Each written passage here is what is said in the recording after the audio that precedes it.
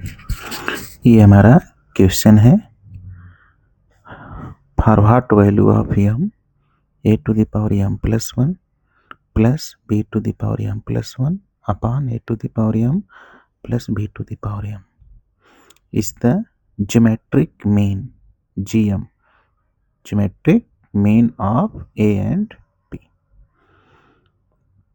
तो हमें m की वैल्यू फाइंड आउट करना है और ये कंडीशन दी गई है हमें कि ये ज्योमेट्रिक मीन है बिटवीन a एंड b।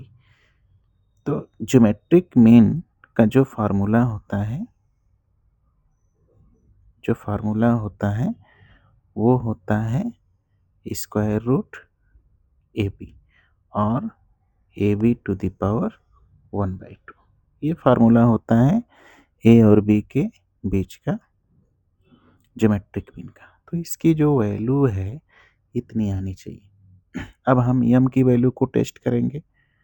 यम की वैल्यू अगर हम 1/2 रखते हैं यहाँ पर, तो यम ए की value A to the power 1 plus 1/2 plus 1 that is 3/2 हो जाएगा।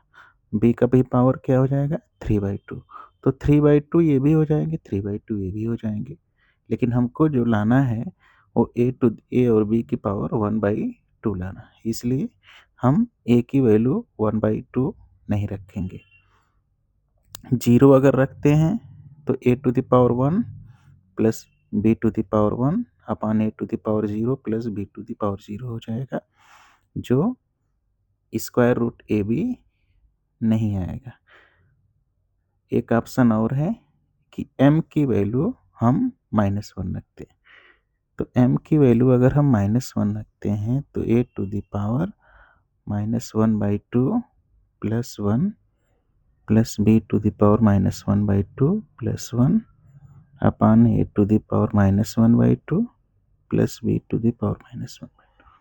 अब जब हम इसको सॉल्व करेंगे तो ये हमको मिल जाएगा a to the power 1/2 b to the power 1/2 upon इसका रेसिप्रोकल कर देते हैं 1 upon a to the power 1/2 b to the power 1/2।